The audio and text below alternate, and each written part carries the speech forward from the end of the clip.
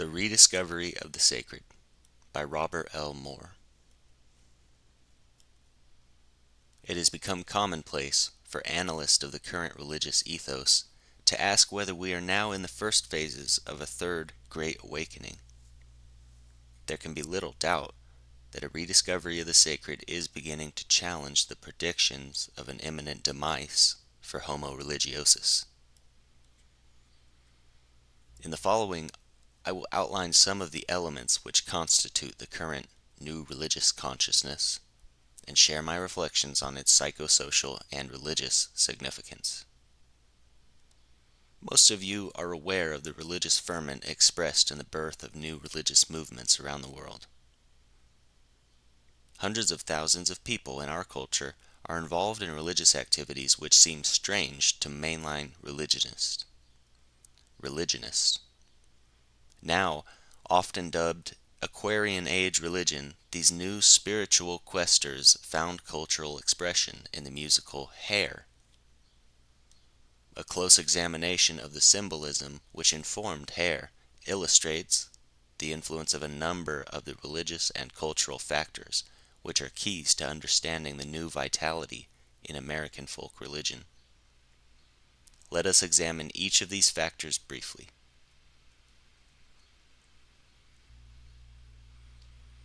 First, we should be clear at the outset that the availability of powerful hallucinogenic drugs has been a significant influence toward a reawakening of interest in the transcendent dimension of human experience. Our concern about drug abuse should not prevent us from understanding the positive and potentially transformative impact of serious research on psychotropic drugs. In the decades prior to this revolution in our capabilities for research into the deep structures of the human psyche, there's been a cumulative tendency to emphasize the conscious and rational, logical, and linear aspects of our nature. The excesses of this influence have led to the overvaluation of the kind of obsessive-compulsive mode of modern consciousness which T.S. Eliot portrayed in The Wasteland. Modernity, as a cultural configuration, has tended to isolate us from the archaic depths of our personhood and from the fountains of spiritual renewal which lie within us.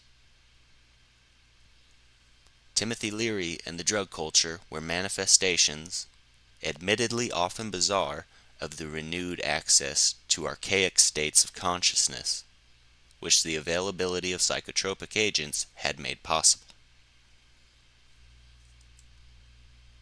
Researchers like Gene Houston and Stanislav Grof have done much to map the inner reaches of the unconscious and to evaluate the relevance of the psychedelic revolution for the understanding of human religious experience. To say the least, the experimental exploration of inner space has considerably deepened our appreciation for the wide range of human consciousness, including those experiences which have been called transpersonal and transrational.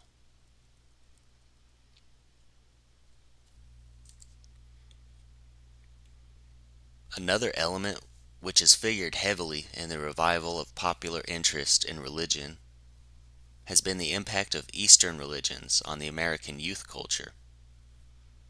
Beginning in the 1950s, Alan Watts, D.T. Suzuki, and others began to popularize Zen Buddhism for the American audience.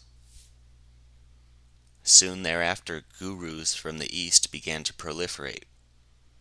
Jacob Needleman's excellent book, The New Religions, tells the story of the increasing appeal of such groups and includes discussions on Zen, Subud, Transcendental Meditation, Tibetan Buddhism, and leaders such as Meher Baba, Krishnamurti, and Gurdjieff.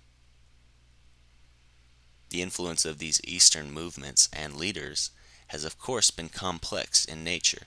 What is clear is that the influence of these groups has been instrumental in arousing a renewed interest in practical spirituality in a culture which many believed had forever turned aside from such pursuits.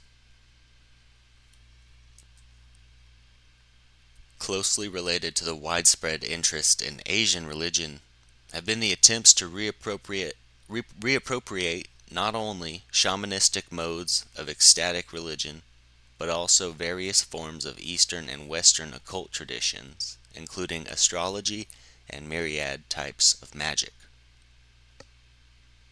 Taken together with the recent fervor of evangelicals and charismatics, the new religious consciousness is certainly a cultural phenomenon which demands our attention. How are we to understand these phenomena and their significance?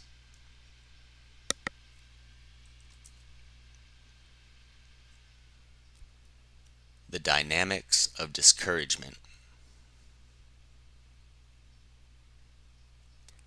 Sociologists have been among the most active in the attempt to answer this question.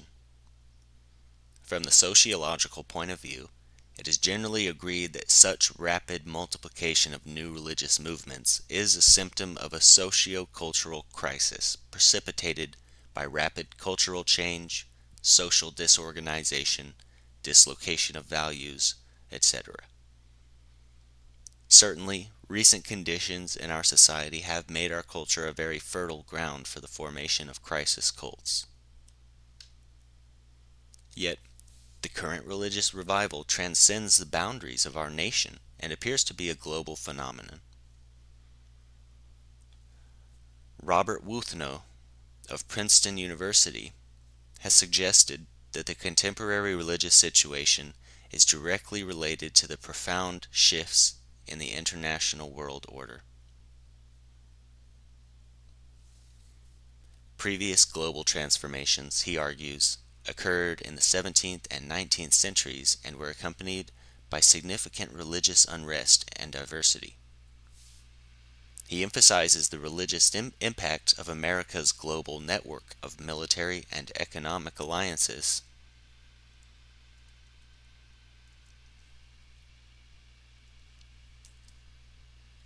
Quote, "This network has created exposure to new religions, but it has ultimately been the transitional state of world affairs that has conditioned their legitimacy. Religious unrest has been most pronounced among those caught up in the ambiguities of world affairs, but without direct power to influence those affairs. Students, especially those on the nation's large cosmopolitan campuses, and young people more generally, have grown up amidst competing conceptions of national destiny. Their futures have been much influenced by the demands of foreign wars, by the varied fortunes of the space and arms races, by the academic preoccupations with international studies, and by the economic consequences of currency fluctuations, inflation, and energy embargoes. This has been as true of students in Japan and Western Europe as in the United States, and the religious consequences have been much the same." Unquote. Whether or not we view the situation from a global point of view, the sociological assessment is quite simply that religious ferment rises in direct proportion to perceived powerlessness to initiate effective action in response to threatening change.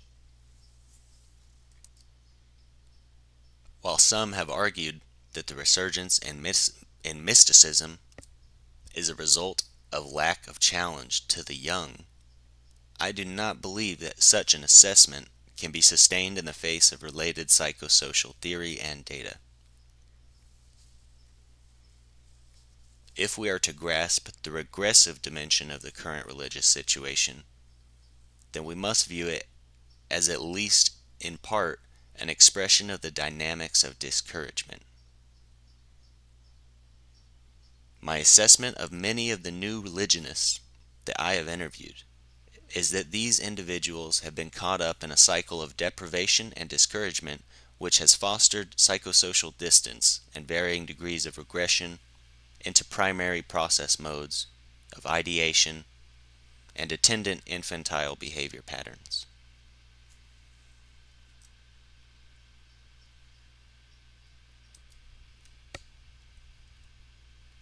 For these individuals, the felt need for religious transformation is usually grounded in deep feelings of inferiority, often, but not always, attributable to the seeker's marginal socio-economic vocational situation. For many of my informants, the search for revealed knowledge and insight offered a cheaper alternative to the college education in the humanities which they had missed.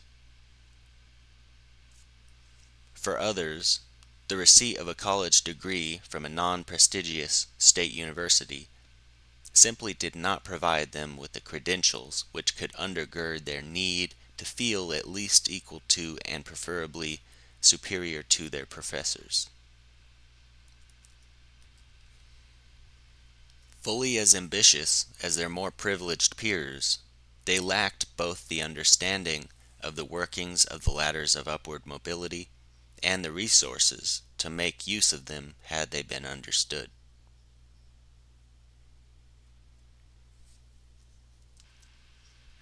For these individuals, glimpses of prestige in the realm of the sciences and professions are experienced as discouraging, and the occasion for more actio in distans,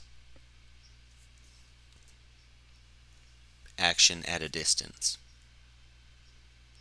In evaluating the question of the role of deprivation in the formation of a new cultist, however, my research supports the position of those scholars such as Davis Aberle and Charles Glock, who have argued that deprivation must be 1. Conceptualized as relative, 2. Perceived or felt, and 3. Understood as a, quote, negative discrepancy between legitimate expectation and actuality, unquote.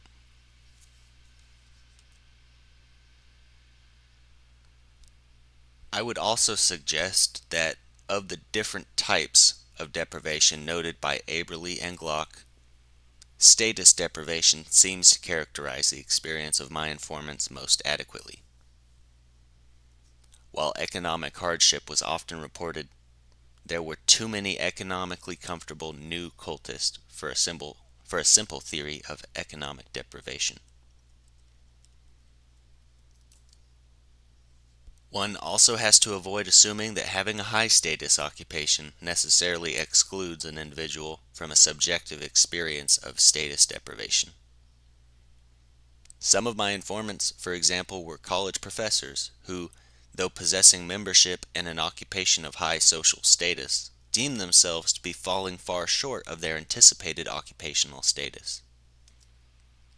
A Harvard PhD teaching in a fourth-rate college or university, then, may rank as high in subjective feeling of status deprivation as an individual who did not finish college and or failed to become a bona fide professional. May rank as high in subjective feeling of status deprivation as an individual who did not finish college and or failed to become a bona fide professional. The key question here revolves around the issue of what constitutes legitimate expectation. I would suggest that the only frame of reference which makes this definition of deprivation workable would be that of the individual's subjective appraisal of what he or she considers a legitimate expectation, and not that of any external norm. If I am correct in my assessment, the common factor in becoming a regressive participant in the new religions is the decision that the public and/or ordinary spheres of life will not provide the individual with the place of status to which the individual, however legitimately, feels entitled. To deepen our understanding of this phenomenon, future research should include measures for levels of aspiration versus levels of realization in the individual's own self-evaluation. At any rate, my psychological assessment of the regressive mode of participation in the new cults seems to dovetail with relative deprivation theory as presented by Aberle and others. For many, it is a defensive psychosocial experience, which includes in the same tactical movements both withdrawal from ordinary spheres of competition and community, and an attendant return of the repressed in the individual's patterns of ideation. Many depth psychologists of religion have understood that religious ideation often represents the psyche functioning in its most archaic and least censored mode. The typical deeply involved new cultist has attained contact with the archaic psyche via discouragement born of felt deprivation. We should be clear that a common language of the id is characteristic of millenarian, apocalyptic, charismatic glossolalia, and current esoteric forms of religious expression. I am suggesting that there is a tie between the exhaustion with secular striving for identity and status, the relaxation of ego controls, and the search for a psychosocial enclave in which one can regroup one's resources or at least protect a small modicum of self-esteem and self-respect.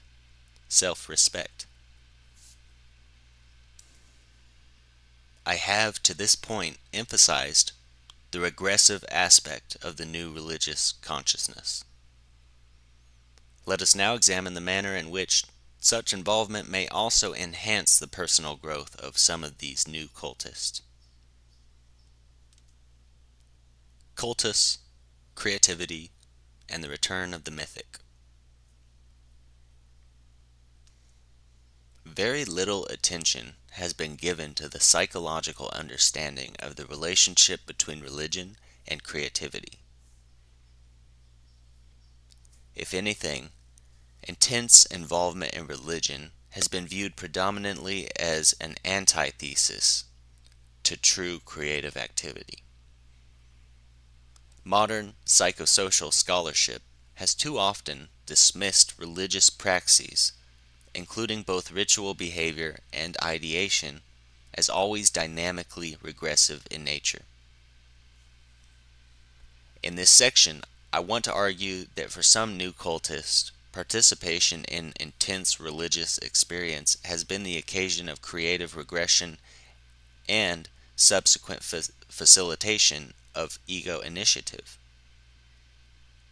That is, religious praxes sometimes may provide needed periodic release from states of consciousness which are dominated by the reality principle, by enabling the devotee to experience a refreshing and energizing contact with the primary process, which ultimately has an adaptive and progressive impact. In order to assist the reader in distinguishing between the superficially similar pathological regression and creative regression, I will need to introduce some complex psychodynamic terminology which can help us in our assessment.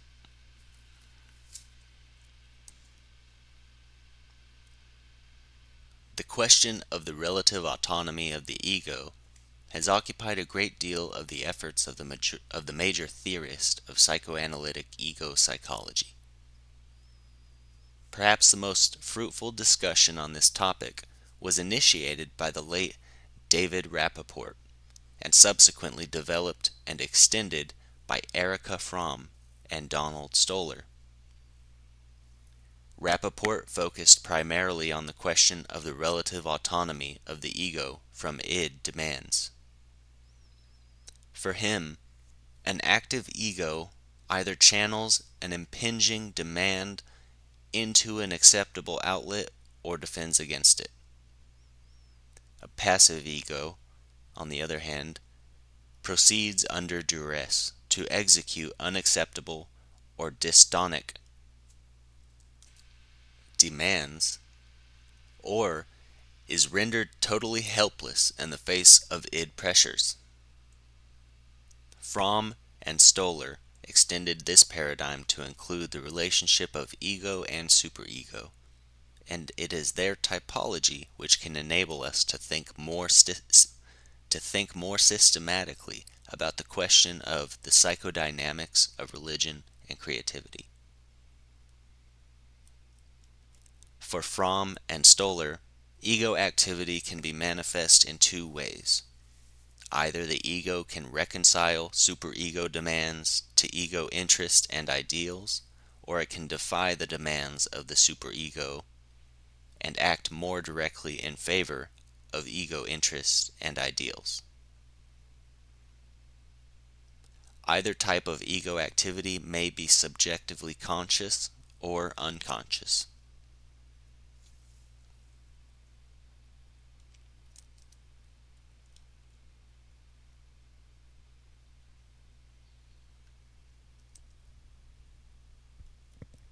Passivity of the ego, on the other hand, they define as, quote, a state in which ego functioning is wholly or partially controlled by superego demand, unquote. Passivity is manifest in three ways. First, compliance with superego demands is so total that ego interest and ideals receive little or no attention. In the second form, the ego is helpless in the face of persecution by the harsh superego, to the extent that severe depression occurs. Lastly, defiance of the superego demand is attempted but is sufficient only to prevent compliance and not to fulfill alternative ego interests and ideals.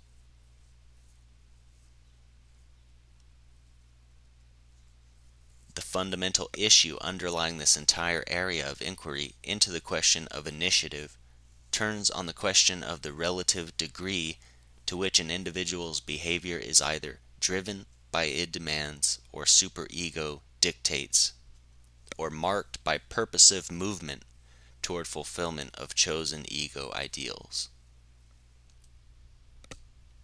I emphasize relative degree since, from the point of view of psychoanalytic ego psychology, the behavior of an individual must be envisioned on a continuum from helplessness in the face of pressures from the id to total domination by a severe superego. A complicating factor is that in any given case, the struggle for adaptation may lead to a complex configuration of layering in the psychic economy in which the ego surrenders in a given area of conflict in order to make definite progress in another. In this event, the psychic maneuver in question is a manifestation of what has been aptly called regression in service of the ego.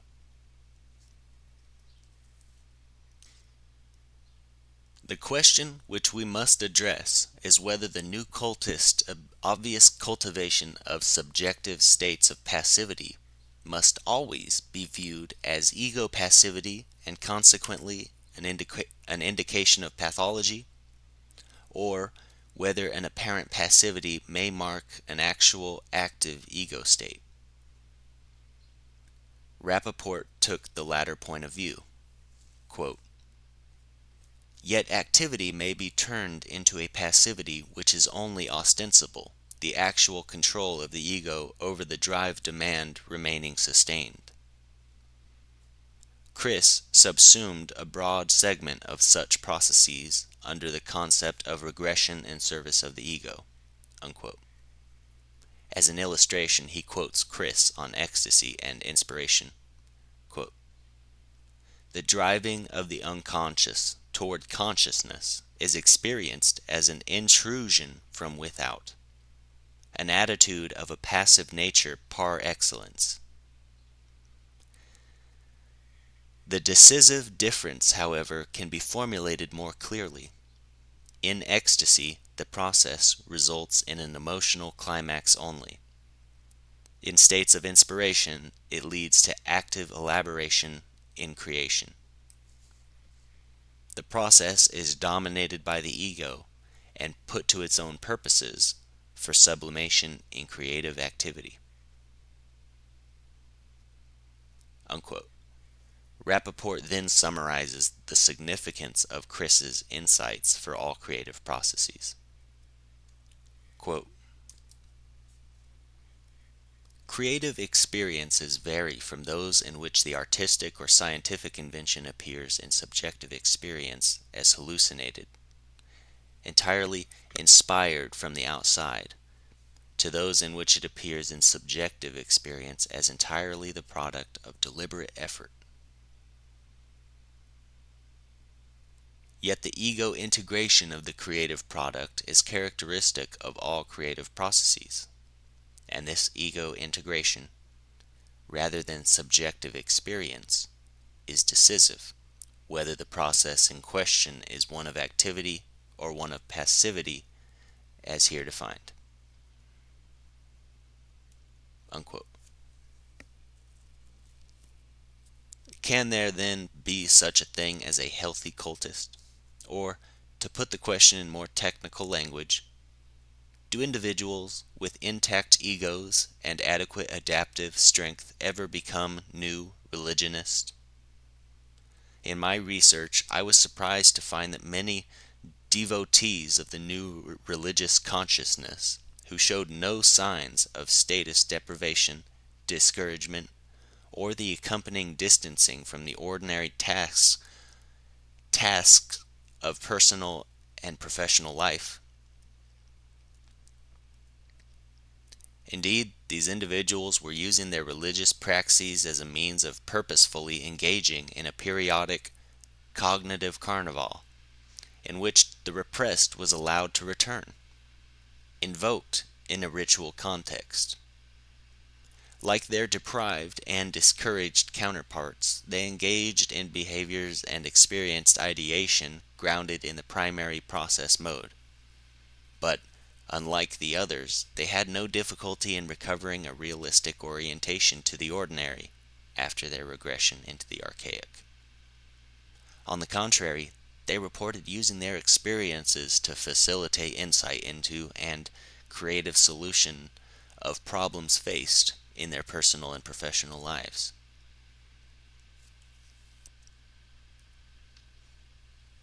There is therefore another possible interpretation of the new quest for the experience of the numinous, which merits our attention. The consciousness which is characteristic of the modern mind is structurally and dynamically similar to the cognitive style of the obsessive-compulsive neurotic. The person who has become truly modern in a cultural and psychological sense typically experiences the sort of loss of reality, which has been reflected in terms such as alienation and estrangement, and which can be studied in exaggerated form in the obsessive-compulsive. The capacity for sensing wholeness, the ability to experience conviction and reverence seem to be impaired. The loss of participational immediacy is evident in the machine-like quality of the modern personality, which resembles a pilot flying by instruments. Cut off from the depths of the psyche, the personality tends to seek the experience of the transcendent compulsively in addictive adaptations, or vicariously through consumption of such mass culture fantasies as Spielberg's Close Encounters of the Third Kind.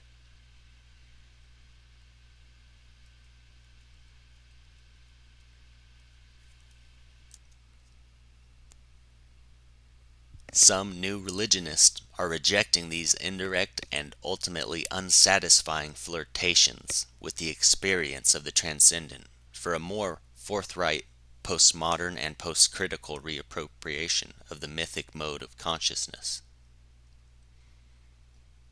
Rejecting the phallic hermeneutic of modernity and its displacement of spiritual aspiration into the cult of success, careerism, and professionalism, these individuals are interested in close encounters of a primordial kind. For these, then, the new religious consciousness is a witness, not to unstable personalities, but to a movement beyond the cultural complex we know as modernity. Modernity, they believe, is fundamentally unstable because of its attempt to repress the sacred. The repressed, we have learned from Freud, will always return. If not acknowledged and given a place in life, it will erupt in crude and dangerous forms to disrupt our common life and to exact its price for our neglect. What implications then can we draw from our analysis of both the regressive and the progressive readings of the new religious consciousness? First of all, we should face the fact that religious revivals of whatever form are complex and ambivalent phenomena. Insofar as they manifest psychosocial regression grounded in deprivation and discouragement, our challenge is to respond as effectively as possible to the social crisis and resulting human dislocation and suffering which fuel such malignant discouragement.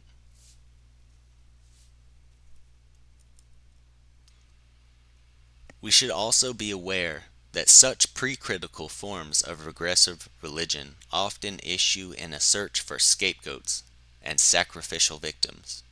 In our time, we must be on guard against a revival of racism and anti-Semitism, phenomena which have previously accompanied revivals of neo-Gnostic religious forms.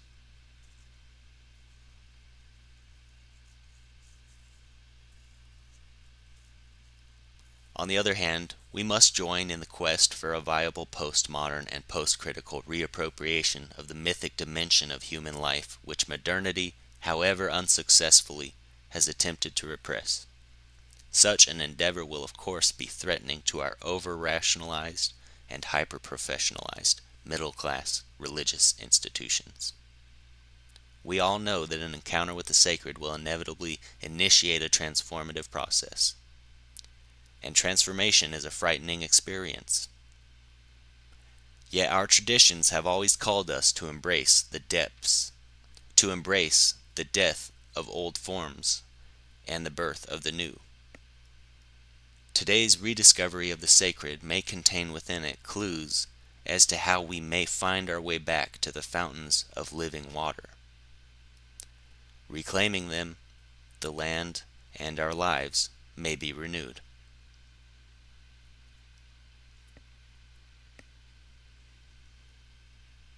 Notes.